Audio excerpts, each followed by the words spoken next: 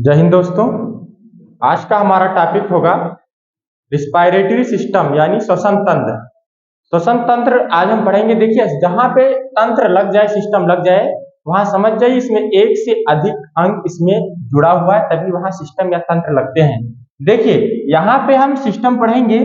श्वसन तंत्र में सबसे जरूरी होता है ऑक्सीजन, इसलिए यहाँ पे एक क्या है, ऑक्सीकरण क्रिया, क्या ऑक्सीकरण की क्रिया होती है।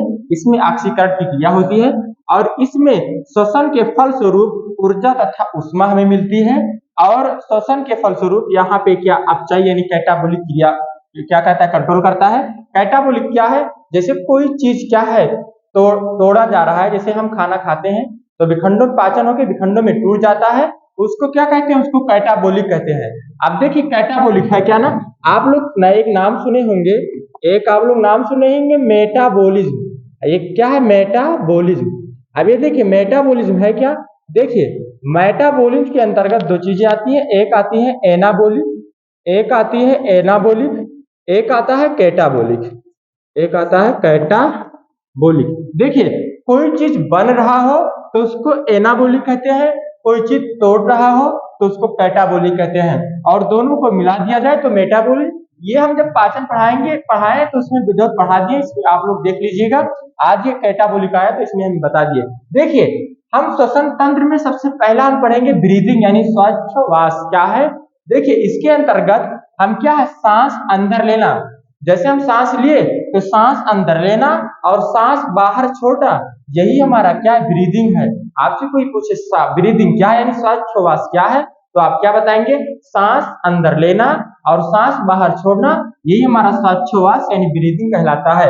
अब देखिए, एक तो होता है सांस अंदर लेना यानी निःश्वसन, और सांस बाहर छोड़ना यानी निःश्वसन। यहाँ पे सिर्फ निः लगा दिया जाता है, बस यहाँ पे पूरा हो जाता है। देखिए, ये निःश्वसन क्या है, ये हमारा इंस्पायरेशन है, यानी इन हुआ तो अंदर और फिक्स हुआ तो बाहर। तो यहाँ पे इंग्लिश में ज्यादा समस्या नहीं आती, यहाँ इंग्लिश है, यहाँ दो बिंदी लगा दिया गया है, इसके लिए क्या है, बाहर छोड़ा गया है। तो देखिए, ये निःश्वसन यानी सांस को अंदर लेना, निःश्वसन यानी इंस्पायरेशन कहलाता है, और सांस को बाहर छोड़ना ये निःश्वसन यानी एक्सपायरेशन कहलाता है। अब देखिए, सांस को हम कितना छोड़ते हैं और कितना लेते हैं वो हमने यहाँ पे लिख दिया है। देखिए, नाइट्रोजन वायुमंडल में नाइट्रोजन 78% पाया जाता है, तो सांस हम जब लेते हैं तो क्या 78% नाइट्रोजन लेते हैं और 78% क्या छोड़ भी देते हैं। और जो ऑक्सीजन है वो 21% हम सांस लेते हैं, 21% क्या है, ऑक्सीजन लेते हैं, और क्या 17% हम क्या है, ऑक्सीजन को छोड़ते हैं।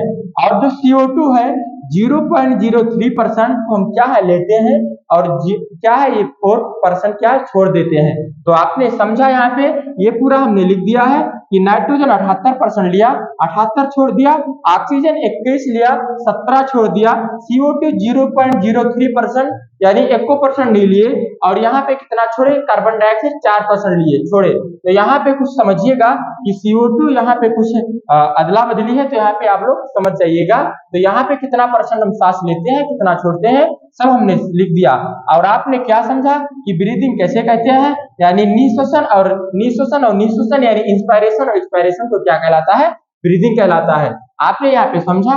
अब देखिए, यहाँ पे हम रिस्पायरेटरी सिस्टम के अब हम श्वसन अंग समझेंगे कि कौन कौन से इसके अंग हैं। देखिए, अब ये रिस्पायरेटरी ऑर्गन्स यानी श्वसन अंग हम यहाँ पे देखेंगे। देखिए, सबसे पहले स्तनधारी, कीट, जलीय जीव, मेढक और टेडपोल, ये सब पूरी प्रोसेस है, ये सब हम समझेंगे कि कैसे सांस लेते हैं। देखिए, अब स्तनधारी यानी मेमल्स में कौन आता है, हम सब यानी जीव, हम सब कितने जीव जंतु, ये सब क्या है, गाय, भैंस, बकरी, स्नेक्स, ये सब किसमें आते हैं, ये सब स्तनधारी में आते हैं। तो जितने भी स्तनधारी होते हैं वो किससे सांस लेते हैं, ये फेफड़ा से सांस लेते हैं। और यहाँ पे देखिए, कीट किससे सांस ले लेता है, कीट यानी इंसेक्ट श्वास नली। देखिए, यहाँ पे जो होता है ये हमारा क्या, ट्रेकिया यानी सांस नली है। तो जो कीट रहता है यानी इंसेक्ट रहता है, कीड़े मकोड़े, वो ट्रेकिया से सांस लेता है, और जो जलीय जीव होता है यानी एक्वेटिक क्रिएचर जो होता है वो किससे सांस लेता है? फ्लोम से यानी गिल्स से लेता है। देखिए यहाँ पे जो जलीय जीव होते हैं यानी फिश उसके, तो यहाँ पे क्या होता है, दो गलफड़ पाए जाते हैं, तो वो क्या है, वो गिल्स, गिल्स यानी क्लोम्स, तो ये उससे सांस लेता है, जलीय जीव गिल्स से सांस लेता है। और जो मेढक होता है फ्रॉग, फ्रॉग त्वचा से, स्किन से ये सांस लेता है। अब देखिए इसके दो प्रोसेस हैं। देखिए ये जब जमीन के ऊपर रहेगा और पानी के ऊपर रहेगा तब तो ये फेफड़े से सांस लेगा यानी लंग्स से सांस लेगा, और जो जमीन के अंदर ये चला जाता है तो ये स्किन से सांस लेता है। तो आपने समझा कि मेढक जो होता है वो भी दो तीन तरीके सांस लेता है, जमीन पे रहेगा, पानी पे रहेगा तो वो किससे, गिल्स से सांस लेगा, और उसके जमीन के अंदर चला गया तो यानी त्वचा यानी स्किन से वो सांस लेता है। अब देखिए टेडपोल क्या है? टेडपोल देखिए टेडपोल का अवस्था ये होता है कि जब वो मेढक होता है, जब बच्चा रहता है, छोटा रहता है तो एकदम मछली के समान रहता है, आप लोग पकड़े होंगे, एकदम मछली के समान होता है, तो वो उस अवस्था को हम टेडपोल अवस्था कहते हैं। और टेडपोल अवस्था भी किससे सांस लेता है? जब मेढक टेडपोल अवस्था में रहेगा तो वो भी क्लोम्स यानी गिल से सांस लेगा। तो आपने समझा रिस्पायरेटरी सिस्टम, रिस्पायरेटरी ऑर्गन्स यानी श्वसन अंग कितने होते हैं और किससे सांस लेते हैं, आपने इसको विधो समझा। अब आगे अगले पेज में हम पढ़ेंगे। देखिए अगला पेज हमारा है, देखिए श्वसन मार्ग। अब ये श्वसन मार्ग क्या है वो हम समझेंगे। श्वसन मार्ग क्या है? देखिए वायु जिस मार्ग का अनुसरण करती है उसे श्वसन मार्ग कहते हैं। आपसे कोई पूछे श्वसन मार्ग क्या है तो आप बताइएगा कि वायु जिस मार्ग का अनुसरण करती है उसे श्वसन मार्ग कहते हैं। अब देखिए ये सब जो श्वसन के मार्ग हमने यहाँ पे लिखा है, ये श्वसन मार्ग, इसी से ये हमारा यही पूरा क्या है, श्वसन मार्ग है। यहाँ पे हमने लंग्स का फिगर बना दिया है, अभी आप लोगों को इसमें बताएंगे। देखिए सबसे पहले हम श्वसन मार्ग समझ लेते हैं। सबसे पहले नॉस्ट्रिल, देखिए नासा यानी इसको नासा छिद्र कहते हैं, यहाँ से हमारा क्या है, ये नासा छिद्र है, तो ये नॉस्ट्रिल। उसके बाद में अंदर जब इस नॉस्ट्रिल के बाद जब यहाँ आएगा ना, यहाँ पे, तो वो क्या है, वो फेरिंग्स है। उसके बाद में ये वाला पार्ट हमारा क्या है, लैरिंग्स है। उसके बाद ट्रेकिया, ये वाला जो पार्ट हमारा है ये यहाँ से एक नली गई है उसको ट्रेकिया कहते हैं। ये क्या है, ब्रोंकाई। अब देखिए वो दो भागों में बढ़ जाना ब्रोंकाई कहलाता है। ब्रोंकाई छोटे छोटे, फिर अभी देखिए, अभी फिगर के माध्यम से हम बता दें कि देखिए ये वाला जो भाग था हमारा सबसे बाहरी वाला भाग, ये हमारा तो नॉस्ट्रिल था। उसके अंदर वाला जब भाग जाएंगे तो हमारा फेरिंग्स था, और ये वाला भाग पूरा लैरिंग्स है। आप देखिए ट्रेकिया, यहाँ से लेकर के ये पूरा जो भाग दिख रहा है आपको, ये यहाँ तक की, यहाँ ये वाला भाग यहाँ तक, ये क्या है, ये ट्रेकिया है, हमने यहाँ पे लिख दिया है। अब देखिए ट्रेकिया नीचे आके देखिए फेफड़ों में चले गई है, तो देखिए ये दो भागों में यहाँ से बढ़ जाना, ये क्या कहलाता है, ये क्या है, ये ब्रोंकाई है। ये दोनों पार्ट हमारा क्या है, ये ब्रोंकाई है। और देखिए ये फिर ब्रोंकाई, एक एक ब्रोंकाई में अलग अलग पार्ट बढ़ जाना, जैसे ये है, ये एक ब्रोंकोलस, ये ब्रोंकोलस, ये ब्रोंकोलस, ये ब्रोंकोलस। तो ये देखिए ट्रेकिया को दो भाग में बढ़ जाना, वो क्या कहलाता है, वो ब्रोंकाई है। और उसको और भागों में बढ़ जाना क्या कहलाता है, ब्रोंकोलस। ये जो पिंक कलर का है ना, ये जो कलर हम बदल दिए हैं, ये सब ब्रोंकियलस है। और जो ये दो भाग है ये क्या, ब्रोंकाई है। और ये जो सीधा ये लंबा सा आपको दिख रहा है ये ट्रेकिया है। अब देखिए ये आप सबको जो दिख रहा है गुच्छे के समान, ये सब जो गुच्छे के समान दिख रहा है ना, ये एल्वियोली है। अब इसका हम कार बताएंगे आगे चल के कि क्या है। तो ये देखिए ये आपने समझा, देखिए आपने नॉस्ट्रिल, फेरिंग्स, लैरिंग्स, ट्रेकिया, ब्रोंकाई और क्या ब्रोंकियोलस, अल्वेली, ब्लड सेल्स, यानी आपने जितने भी श्वसन मार्ग थे वो आपने विधो समझा। अब देखिए लंग्स के जस्ट नीचे हमारा डायफ्राम होता है। अब डायफ्राम का बहुत महत्वपूर्ण कार्य होता है, यही सांस ले, जैसे हम सांस लिए ऐसे ना, तो ये डायफ्राम बड़ा नीचे आ गया, फिर सांस छोड़ दिए तो डायफ्राम जब ऊपर आता है ना तब यही सांस छोड़ देता है। तो डायफ्राम आप लोग जानते हैं कि जो डायफ्राम होता ना, ये पूरा मांस से बना होता है, ये संयोजी ऊतक का बना होता है। जो हम जब ऊतक चैप्टर पढ़ेंगे तो इसके संयोजी ऊतक के बारे में समझेंगे। आप लोग अभी इतना समझिए कि डायफ्राम जो बना होता है वो संयोजी ऊतक का बना होता है। अब देखिए ये जो लंग्स है ना, लंग्स, इसमें दोहरी झिल्ली लगी हुई है ना, ये दोहरी झिल्ली जो लगी हुई है ये प्लूरा मेम्ब्रेन का बना होता है। किससे बना होता है? प्लूरा मेम्ब्रेन का बना होता है। देखिए ये हमने लिख दिया यहाँ पे। ये देखिए दोहरी झिल्ली जो दिख रही है आपको, ये किससे बना मिलकर बना होता है? प्लूरा मेम्ब्रेन का मिलकर बना होता है। अब देखिए यहाँ पे जब एल्वेली है, ये जो गुच्छे की समान आपको दिख रही है ना, ये क्या एल्वेली है। एल्वेली में फिर ब्लड आता है, ब्लड फिर किसको ले जाता है? सभी सेल्स को दे देता है, और सेल में किसको देता है? माइटोकांड्रिया को देता है। और ठीक है, तो आप लोग इतना समझे। अब अगले पेज में हम बढ़ते हैं। देखिए अगला पेज तो हमारा ये है।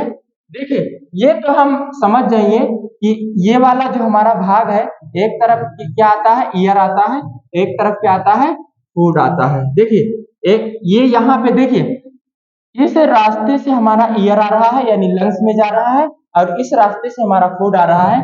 और जो यहाँ पे यानी देखिए ये जो फाटक का कार्य कर रहा है, इसका नाम है एपिग्लोटिस। जब हम सांस लेते हैं तो ये एपिग्लोटिस उधर हो जाता है। अब जब हम खाना खाते हैं तो ये इधर आ जाता है, ये इधर चला जाता है। तो आपने एपिग्लोटिस का कार्य समझा कि क्या होता है। देखिए अब जो हमारा होता है, यहाँ पे हम समझा दे। देखिए एक चीज और यहाँ पे बचा था।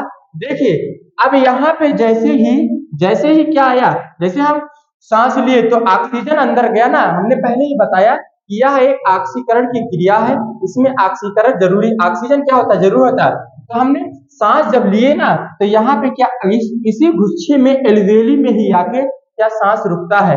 अब देखिए ये एल्वेली जो है, इसमें आके सांस जब रुका तो देखिए इसमें फिर आके क्या आया? ब्लड आया। और फिर ब्लड किसको ले जाके दिया?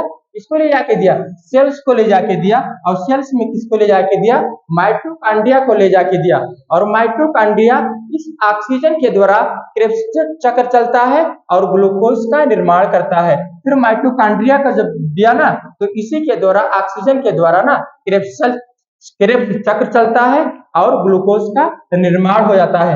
अब देखिए अब हम जानते हैं कि यहाँ पे क्या ब्लड आया और ब्लड ले जाके पूरे कोशिकाओं में बांट दिया। तो आपने समझा कि यहाँ पे इसका पूरा प्रोसेस समझा।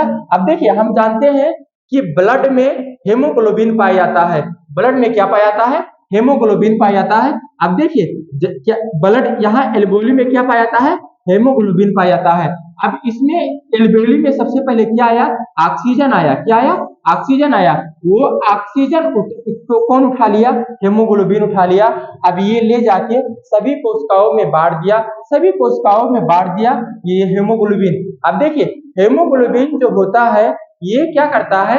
हेमोग्लोबिन ही क्या करता है? गैसों का परिवहन करता है। ये होमोग्लोबिन गैसों का परिवहन करता है, यानी ट्रांसपोर्टेशन किसका कार्य होता है? होमोग्लोबिन का कार्य होता है। अब जैसे एल्वेओली में ऑक्सीजन आया, अभी ये उठाया, ऑक्सीजन को उठाया और सारे कोशिकाओं में ले जाके बांट दिया, और वहां से क्या लाया? CO2 लाया। फिर CO2 किसको दे दिया? एल्वेओली में दे दिया। फिर एल्वेओली क्या करता है?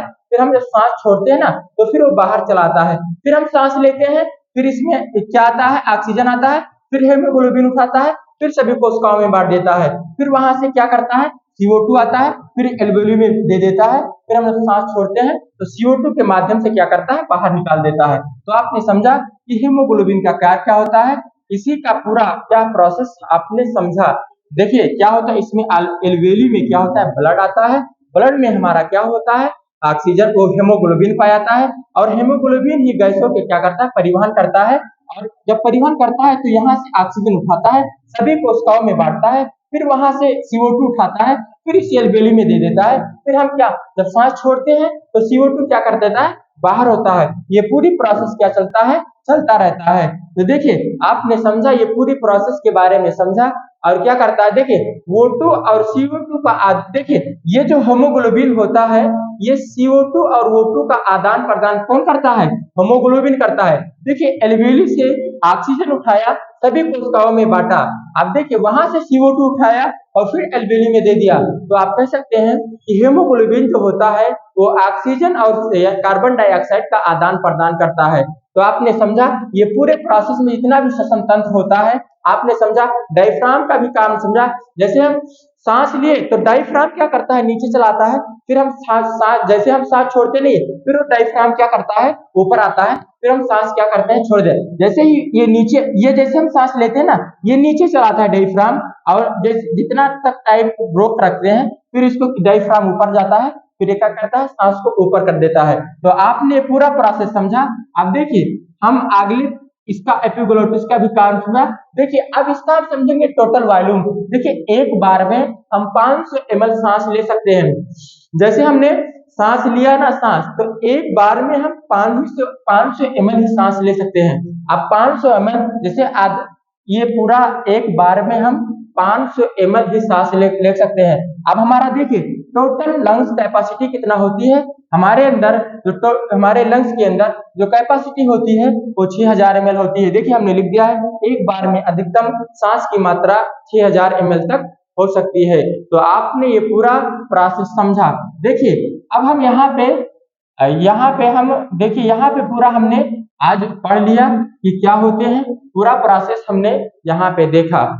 हमने आपको हर वीडियो के माध्यम से बताते रहते हैं कि कोई भी टॉपिक आपको समझ में नहीं आता है, आप कमेंट के माध्यम से पूछ सकते हैं, उस पे हम आपको वीडियो बनाएंगे। धन्यवाद।